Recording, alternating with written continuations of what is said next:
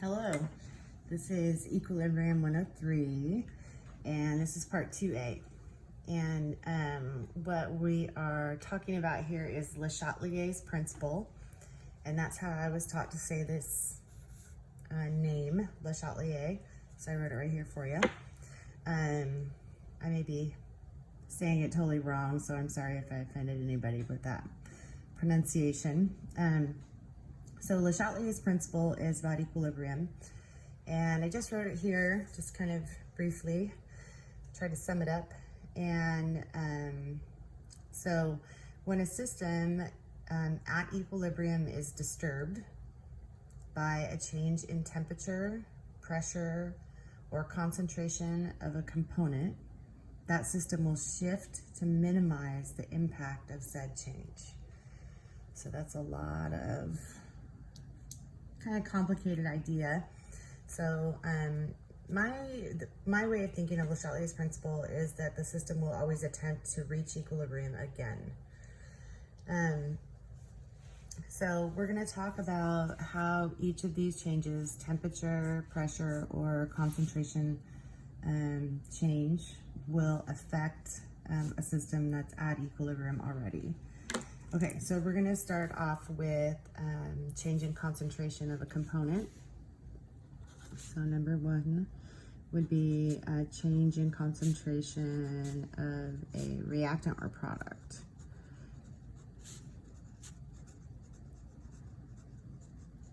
So I'm going to use the Haber process as an example, just so I could talk about, specific examples of reactants and products.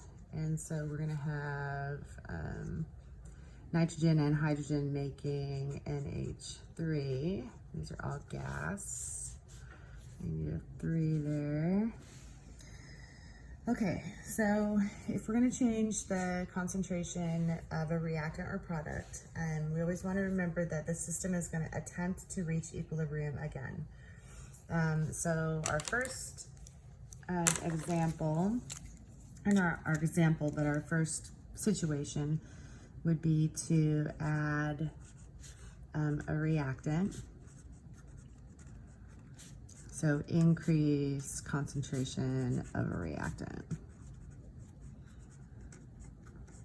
Okay, so in this case, we'd be increasing the concentration of N2 or increasing the concentration of H2 and seeing how that affects the concentration of the other substances. So if we increase a reactant, we want to remember that the system is going to try to attempt to reach equilibrium again. So it's got too much of one reactant. So the system is going to increase the rate of the forward reaction in order to use up that excess substance. So the forward reaction speeds up and more product is made.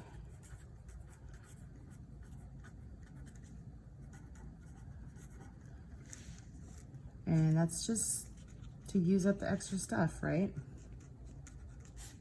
So use up the extra reactant. So you would see an increase in one of these guys, and we'd see an increase over here, and then we'd see a decrease in the other component because the system is increasing the speed of the forward reaction. Oops, and this is an equilibrium. Okay, so if we're adding a reactant, we see an increase in the forward reaction. If we remove a reactant,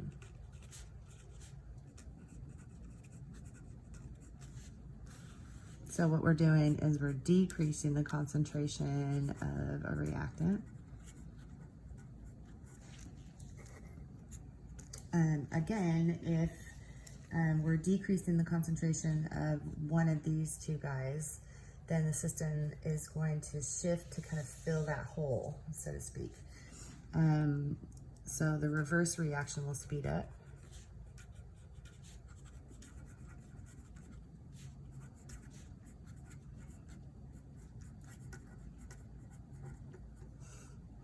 And I can't think of a, a more academic way to say that, but that's how I think of it. Like, if you're going to decrease the concentration of one of these guys, you're making a hole here, and the system is going to shift to fill that hole.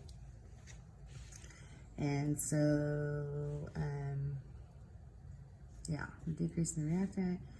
Reverse reaction speeds up, so it's going to shift left. Where up here, we would shift right. Okay, and then we're gonna look at the products. So if we add a product, so we're increasing the concentration of the NH3.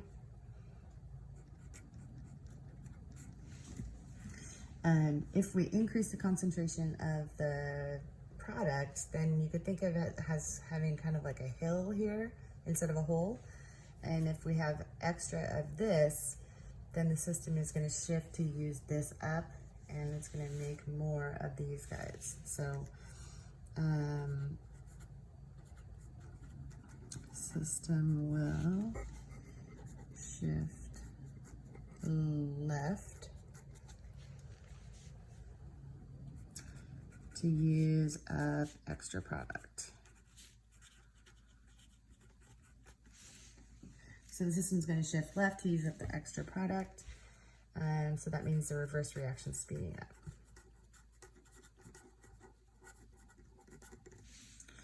And then last but not least, we're going to talk about removing a product.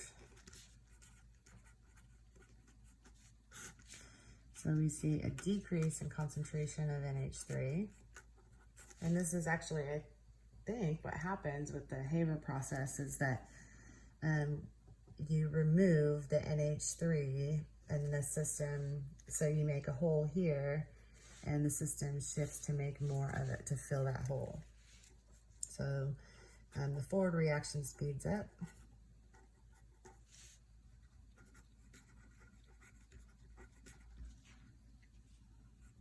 To fill the hole.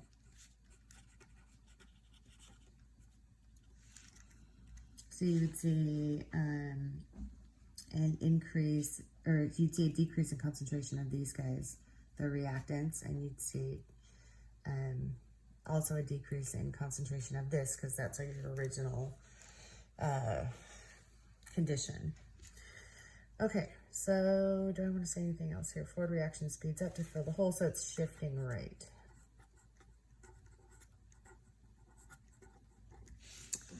Okay, so I think that's it for 103 part 2 in, part 2A.